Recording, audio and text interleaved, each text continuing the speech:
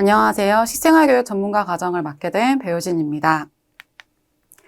오늘 1강 식생활과 건강에 관해서 공부를 해보도록 하겠습니다. 우리가 식생활과 건강은 어떤 관련성이 있는지에 대해서 고민을 한번 해보셨을 텐데요. 식생활과 건강, 우리가 공부를 하지 않아도 알고 있을 만한 그런 고민들이 있을 거예요. 예를 들어서 내가 많이 먹고 뚱뚱해지면은 내가 만성질환에 걸리겠다. 이런 것들은 기본적으로 알고 계실 텐데, 그거 말고도 어떻게 우리가 먹는 걸로 이롭게 내 건강 관리를 잘 할 수 있는지에 대해서 좀 공부를 해보도록 하겠습니다. 그에 앞서서 우리가 건강의 개념은 무엇인지 볼 텐데요. 세계보건기구 WHO에 의하면 건강이란 단지 질병이 없거나 허약하지 않을 뿐만 아니라 신체적, 정신적, 사회적 안녕을 말하는 이런 웰빙 상태를 완전한 상태, 이때를 우리가 건강이라고 얘기를 합니다. 그러니까 내 몸만 건강한 게 아니라 사회적으로 그리고 이제 정신적으로도 건강해야 우리가 이제 이거 건강하다라고 말할 수가 있다는 거죠. 우리가 이제 이 건강에 대해서 개념을 보고 영양소 섭취 변화를 좀 보도록 하겠습니다. 이것은 이제 2008년부터 2018년까지 이제 에너지 섭취량 및 급여별 섭취 분율 추이인데요. 여기 보시면은 이제 이건 남자고 여긴 여자입니다. 여기 이제 탄수화물, 단백질, 지방을 얼마큼 먹고 있는지 보게 되는데 이제 여기 위에 부분은 칼로리죠. 열량입니다. 열량. 자, 2018년 탄수화물 61.6, 그다음에 지방 22.7, 단백질 15.7 해서 크게 변화하는 건 없는데 이제 여기 열량이 좀 많이 다릅니다. 열량은 조금씩 변화가 되어 있는데 2008년 2148을 먹다가 이제 2018년에는 2300칼로리를 먹는다는 거죠. 그래서 우리가 이제 이 정도를 봤었을 때 평균적으로 먹는 칼로리가 한 200칼로리 정도 늘었다라고 보시면 되는 겁니다. 그리고 이제 여자 같은 경우에는 똑같이 탄수화물, 지방, 단백질인데 여기 또 똑같이 2008년부터 2018년까지 추세를 봤을 때 탄수화물은 67.9에서 62.8로 좀 많이 줄었어요. 그리고 지방은 반면 17.8에서 22.4로 늘었고 단백질은 14.2에서 14.8로 크게 변화는 없습니다. 그러나 여기 열량을 보시면은 조금씩 차이가 있는데요. 2008년 1584칼로리에서 1661칼로리, 2018년으로 보통 한 100칼로리 정도 조금 더 먹었는데 이렇게 이제 변화된 추이가 조금씩 있다라는 것을 통해서 우리가 보통 하루에 여자들이 탄수화물, 단백질, 지방 이만큼 먹는다.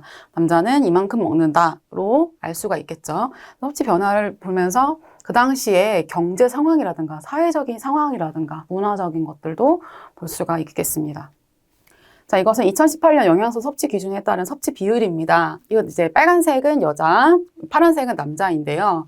영양소 섭취 기준에 대한 섭취 비율은 영양소 섭취 기준에 대해서 개인별 영양소 섭취 100분위 평균값을 얘기를 하는 겁니다.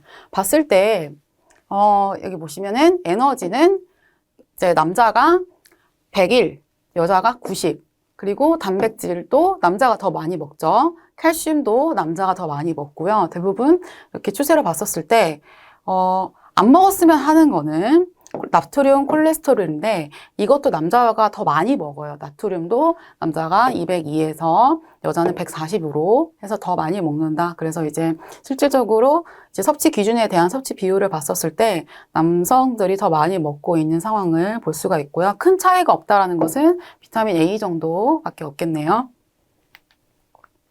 자, 영양소 섭취 변화 계속해서 보겠습니다. 이제 하루 과일 채소 500g 이상 섭취자가 얼만큼 있는가를 먼저 보도록 하겠습니다. 하루에 과일 채소 500g 이상 먹는 사람은 이제 이걸 또 2008년부터 2018년까지 추세를 봤는데요. 보시면 이제 남자가 파란색이고 여자가 빨간색인데 남자 같은 경우에는 36.9에서 29.7로 떨어졌죠. 네. 많이 안 먹고 있다. 그래서 500g 이상 섭취하는 사람이 점점 줄어들고 있다. 여자 또한 마찬가지입니다. 33.1에서 이렇게 평생적으로 갔다가 좀 올라갔다가 다시 내려가는 22.7로 내려가는 상황을 볼 수가 있겠습니다. 그리고 이제 옆에 보시면은 아침 식사 결식률인데요. 결식률은 이제 올라가면 안 되죠. 결식률이 점점 높아졌다. 여자는 22.4에서 28로, 29.8로 올라갔고, 남자는 22.7에서 28로 아침 결식률이 점점 상승했다. 그래서 점점 아침 식사를 안 하고 있구나로 이제 알고 계시면 됩니다.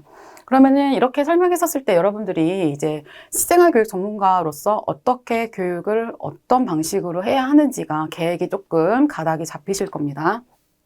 자, 이거 보시면은 이제 만성질환 유병률인데요. 2018년도입니다. 2018년도 만성질환 유병률은 이제 남자와 여자로 또 나누었는데, 이제 노란색이 비만이고, 이제 보라색이 고혈압, 고콜레스테롤 혈증, 당뇨병입니다. 순서로 봤었을 때 전체적으로 남성에 대한 유병률이 더 많죠. 남자들이 유병률이 좀 더 많다. 식생활과 질병에 따라서. 왜냐하면은 우리가 이전에 많이 봤잖아요. 지금 얼만큼 먹고 있는가, 섭취 분율에 따라서 많이 먹고 있는가 봤지만 여기 보시면 콜레스테롤이랑 나트륨도 남성분들이 더 많이 먹고 있잖아요. 만성질환의 가장 기본은 나트륨과 콜레스테롤이거든요. 근데 이제 더 많이 먹고 있으니까 아무래도 네, 질병도 남성이 조금 더 많다라는 거, 비만도 많다. 네. 당뇨도 많다. 고혈압도 많다. 네. 전체적으로 남성이 좀 더 많은 만성질환 유병률을 보유하고 있다는 것을 알 수가 있겠습니다. 결국에는 식생활 교육에 대해서 전체적으로 필요한 거는 여성보다는 좀 남성이 좀 더 필요하지 않을까 보고 있습니다. 자, 여기는 이제 우리가 한국인의 주요 사망 원인을 2022년 통계청에서 가지고 왔는데요. 1위부터 10위까지 보면은 10위는 간질환. 네.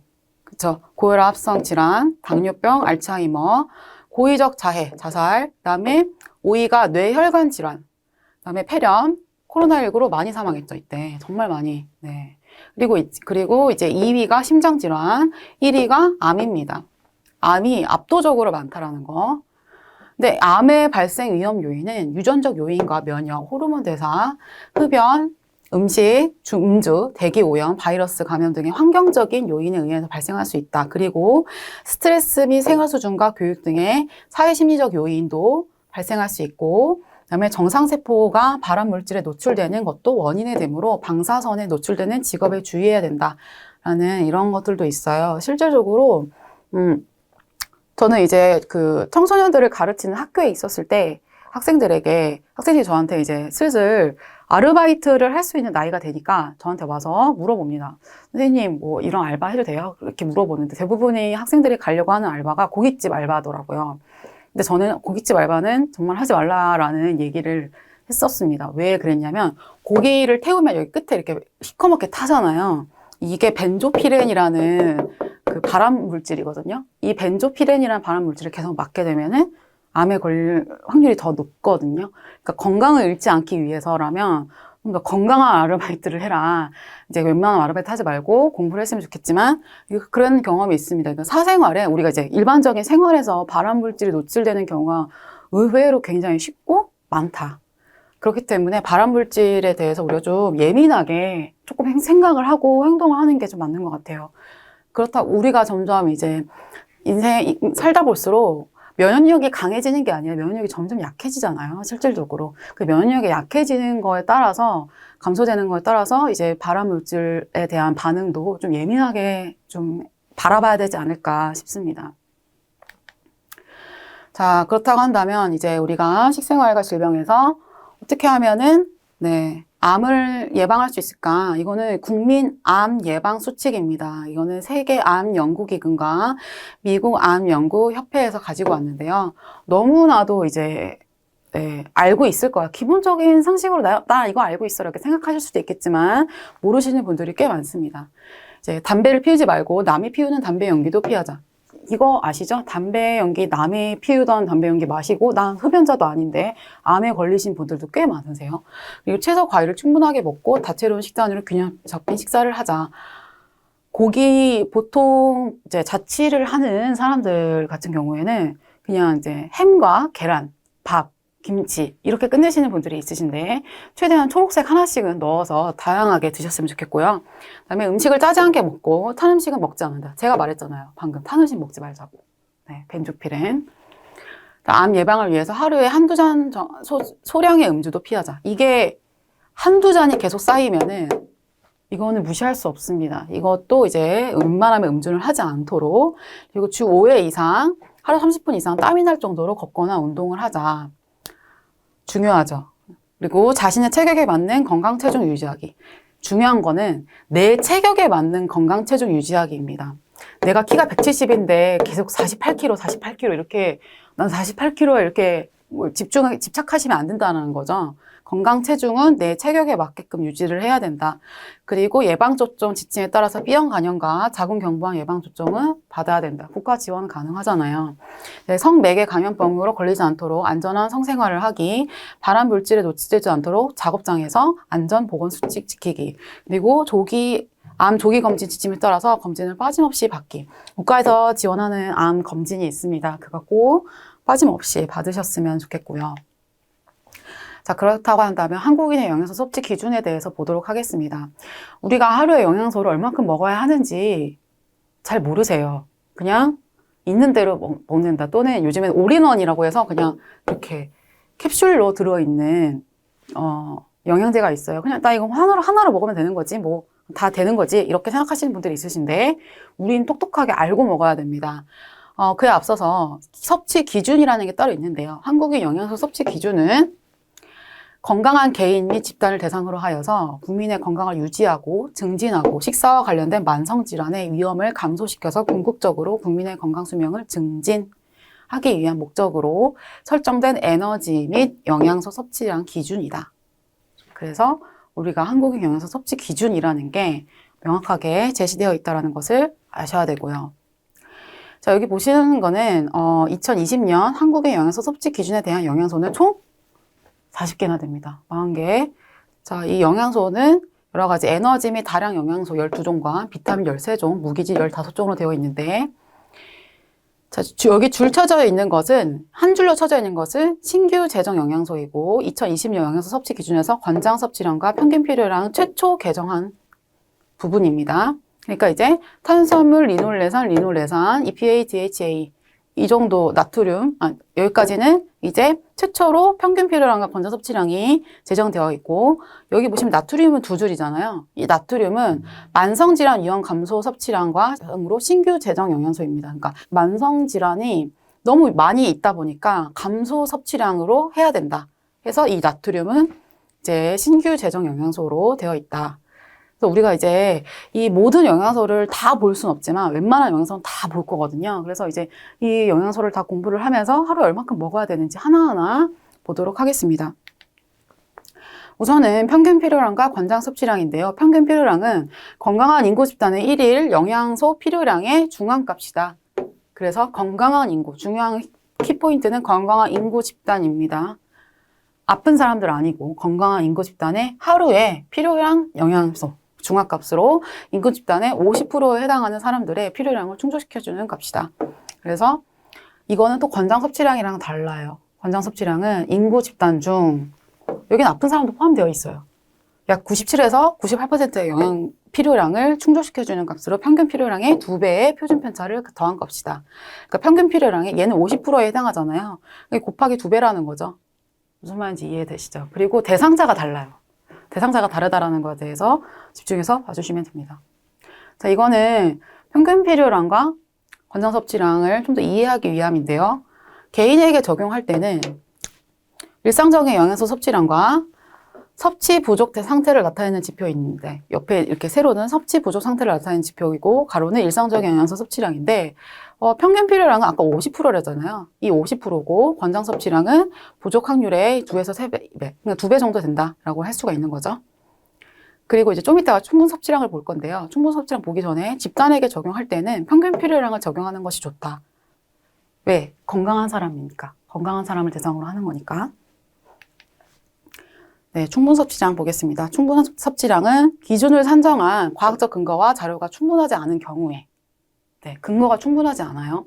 충분 섭취량과 권장 섭취량을 설정할 수 없는 경우에 제정하며 이제 인구 집단의 건강을 유지하는 데 필요한 섭취량을 추정하여 정확하지 않다는 거죠. 근거하여서 추정하여서 설정한 값이다. 충분 섭취량을 섭취한다면 섭취 상태가 충분하다고 판단을 할 수 있으나 좀 더 이제 명확하게 꼭 반드시 수치화해서 이만큼 먹어야 해. 이거는 아니다.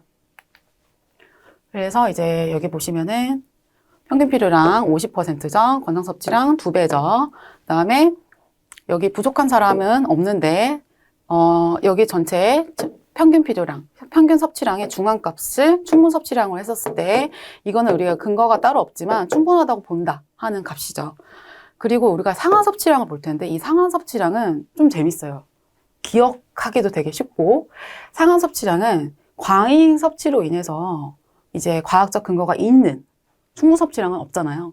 얘는 있는 경우에 상한 섭취량을 제정해서 인구 집단에게 유해가 되지 않은 영양소 섭취량의 상한선 값을 설정한 값이다. 그래서 예를 들어서 마그네슘 같은 경우에 여러분들 이제 많이 먹으면 이렇게 심장이 떨리거나 뭐 이렇게 숨이 좀 쉬기가 힘들거나 하는 경우가 있잖아요. 그렇다고 해서 너무 없으면 또 너무 피곤하고 그런 것들 내가 이 이상 먹으면 좀 힘든 거 그리고 비타민 C도 하루에 권장량이 있는데 그 이상은 먹거나 그러면은 상한 섭취량이 또 따로 제정되어 있거든요.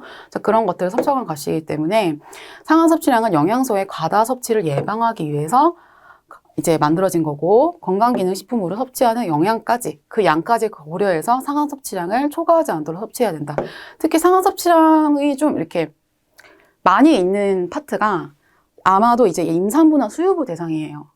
예, 대부분의 임산부 수유부들에게는 모두 영양소가 거의 상한 섭취량이 조금씩 다 있어요. 그러니까 이제 임산 수유부이신 분들은 상한 섭취량을 명확하게 보시고 섭취를 하시는 것이 좋습니다.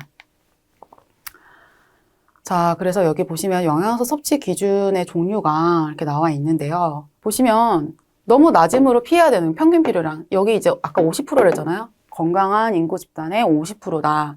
그래서 이제 이 평균 필요량은 권장 섭취량이 되도록 피하지만 허용 가능하다. 그래서 권장 섭취량의 2배.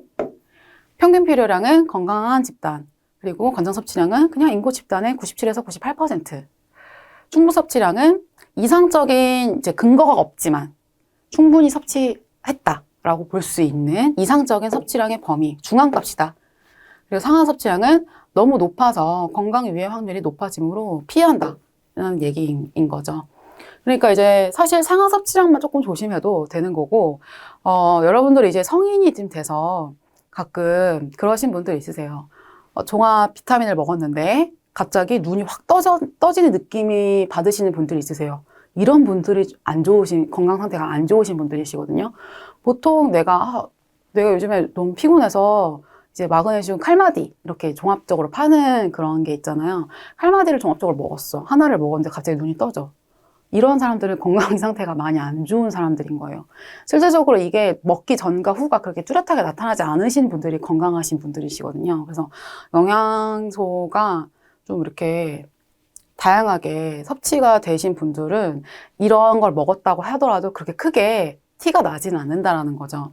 사실 이거를 제정하기 전까지만 해도 상한 섭취량을 하기 전까지만 해도 대부분의 사람들이 이걸 뭔지 모르고 먹었었어요. 근데 많이 먹다 보니까 질병이 더 많이 생기는 거예요. 그래서 국가가 제정하기 시작한 거죠. 야, 이거 이 정도 이상은 먹지 마. 라고 얘기를 하게 된 겁니다. 그래서 우리가 집중해서 봐야 되는 것은 과잉 섭취로 인해서 유해 영향에 과학적인 근거가 있다라는 것이고, 이거는 대한민국뿐만 아니라 다른 해외에서도 똑같습니다. 근데 다른 해외도 상한 섭취량이 있고, 그리고 이제 그 수치가 조금씩은 다르겠지만, 왜냐하면 평균 체구라는 게 있으니까. 뭐, 미국 사람의 평균 키는 뭐 180인데, 이제 한국 사람은 평균 키가 뭐 170일 경우에 이제 좀 먹는 양이 조금 다를 거 아닙니까? 그런 경우에 맞춰서 상한 섭취량이 조금씩 다 다릅니다. 그래서 여러분들이 이 상한선 값을 설정한 값을 반드시 확인을 하시고, 그리고 웬만하면은 비타민 안에 다 이렇게 종이가 있어요. 그 종이 안에 설명서 안에 얼마큼 드세요? 하루에 1개 먹으세요? 2개 먹으세요? 하는 경우가 있어요. 꼭 그만큼만 드세요. 그리고 어느 질병을 가지고 계신다 하시는 분들은 반드시 그 질병에 맞춰서 이제 담당 의사 선생님이랑 상의 후에 영양제를 드셔야지 무조건 좋다고 해서 영양제를 드시면 안 된다는 겁니다. 무슨 말인지 아시겠죠? 그래서 우리가 이 그래프를 조금 기억하시는 게 좋습니다. 그래서 이제 여기 이렇게 빈칸으로 이렇게 들어가면은 이제 여기가 무슨 섭취량인지를 아셔야 되는 거죠. 그래서 이제 평균 필요량은 너무 낮으니까 피한다. 또 이 이하는 피하고 요 정도, 솔직히 요 정도서부터 여기까지만 드시면 되는 거예요. 여기까지만. 그리고 여기 이상 먹지 않고. 충분 섭취량 이상 먹으면 약간 상한 섭취량 정도가 되겠다라는 생각을 하시면 좋을 것 같습니다. 그래서 우리가 이제 평균 필요량을 다시 봤었을 때 건강한 인구 집단의 1일 영양소 필요량, 그리고 권장 섭취량은 인구 집단의 약 97에서 98%의 영양 필요량을 충족시켜주는 값이다. 그래서 평균 필요량의 2배의 표준 편차를 더한 값이다. 그래서 권장 섭취량은 솔직히 약간 좀 내가 다른 사람보다 조금 영양소가 부족해 하시는 분들을 이제 권장 섭취량 정도로 드시는 것을 추천드립니다. 그래서 우리가 이제 봤을 때 충분 섭취량을 섭취한다면 섭취 상태가 충분하다고 판단할 수 있지만 워낙 건강해서 비타민 D나 비타민 C나 이런 게 다 충분한데 충분 섭취량만큼 드시는 거는 권장하지가 않아요. 그냥 일반 이제 평균 필요량 정도만 드셔도 건강하다, 좋다라고 말씀드릴 수 있겠습니다. 네. 그래서 이렇게 상한 섭취량까지 봤고요. 상한 섭취량 봤었을 때, 과다 섭취할 때 여러 가지 질병이 또 생깁니다. 아까 이제 우리가 암에 대해서도 봤지만, 암도 우리가 많은 영양소를 갑자기 과다하게 먹었었을 때에도 호르몬 불균형이나 이런 걸로 인해서 이제 암이 발생할 수 있으니까 권장량으로 먹되 상한을 초과하지 않도록 섭취하는 것이 좋다라는 것으로 보시면 됩니다. 네. 그래서 우리가 평균 필요량, 권장 섭취량, 충분 섭취량, 상한 섭취량을 너무 높아서 유해 확률이 높아짐으로 피한다라는 거 계속해서 기억하시면 좋겠습니다. 자, 이거는 이제 평균 영양소 섭취량의 종류인데요. 영양소 섭취 기준을 이용해서 개인의 식사를 평가하기 위해서는 우선 개인의 일상적인 영양소 섭취량을 파악해야 합니다. 예를 들어서 내가 햇빛이 들어오지 않은 공간에서 내가 일을 한다. 그러면은 비타민 D가 부족하다 하는 경우, 나는 비타민 D가 부족하면 어떻게 될까요, 여러분? 굉장히 필요하죠. 그리고 몸에 대사가 잘 일어나지 않습니다. 대사가 일어나지 않는다는 건 뭡니까? 영양소가 잘 전달이 되지 않아요. 그러니까 이런 것들을 이제 파악을 해야 되고, 개인의 일상적인 영양소 섭취를 정확하게 파악하기는 매우 어렵기 때문에 보통 기록법, 해상법, 식품 섭취 빈도법 등을 사용해서 개인의 영양소 섭취 수준을 추정하게 됩니다. 본인이 진단을 할 수 있어야 되는 거예요. 내가 얼만큼 먹는다. 그래서 일상 섭취량은 평균 필요량보다는 이렇게 많아야 되고, 섭취 부족 위험도는 많다, 높다. 이 말은 무엇이냐면 평균 필요량보다 적게 먹으면 이제 섭취 부족의 위험도가 높아진다. 이 말을 하는 거고, 권장 섭취량과 충분 섭취량보다 적거나 같으면 섭취 부족 위험도가 떨어집니다. 아까 제가 말씀드렸던 것처럼 충분 섭취량 정도만 먹어도 충분하다고 하잖아요. 그러니까 그 정도에서 이제 적거나 같으면, 권장 섭취량에 적거나 같으면 위험도가 떨어지고, 상한 섭취량보다 적으면 이제 과잉 섭취하는 위험도가 많아진다. 그러니까 이거보다 많이 먹지 말라는 거예요. 이거보다 많이 먹으면 과잉 섭취 위험도가 높아진다라는 거 기억하시면 좋겠습니다. 그다음에 집단의 식사 계획서 영양소 섭취 기준의 활용은 이제 집단 식사 평가는 집단 구성원들의 섭취량이 영양소 필요량을 충족하는지 여부를 평가하여서 부적절하게 섭취하는 사람들의 비율을 구해야 된다. 실제로 모든 개인의 필요량이나 평균 필요량을 파악하는 것이 불가능하기 때문에 부적절하게 섭취하는 사람의 비율을 추정하는 거죠. 추정하는 것 뿐입니다. 어느 한 집단은 예를 들어서 이제 햇빛이 잘 들지 않는 영국 런던에 같은 경우에는 비타민 D가 부족할 것이다. 이런 것들 추정하는 거죠. 그러니까 집단의 식사평가에서 사용하는 영양소 섭취 기준을 평균 필요량으로 이제 부적절하게 섭취하는 사람의 비율을 추정하기 위한 기준으로 사용된다. 그래서 추정이에요. 어디까지만 해도. 추정하기 때문에 그 추정에 따라서 국가가 이 정도 먹어라 라고 하는 거다. 네, 오늘 이제 식생활과 건강과의 관련성, 그리고 한국인의 영양소 섭취 기준, 한국의 영양소 섭취 기준의 지표에 대해서 공부를 하게 되었는데요. 여러분들이 이제 권장 섭취량, 평균 필요량, 충분 섭취량, 상한 섭취량에 대해서 이제 공부를 하셨었을 때 내가 수유보다, 임산보다 성인의 몇 살이다, 내가 지금 청소년이다, 어린이다 했었을 때 그 대상별로 얼마큼 먹을 수 있는지에 대해서 지표를 보실 수가 있어야 되는 겁니다. 그러니까 오늘 공부를 통해서 앞으로는 여러분들의 먹어야 되는 양, 기준, 지표를 정확하게 판단을 하시고 주시기를 바랍니다. 네, 이번 시간의 내용은 여기까지입니다. 다음 강의에서 뵙겠습니다. 감사합니다.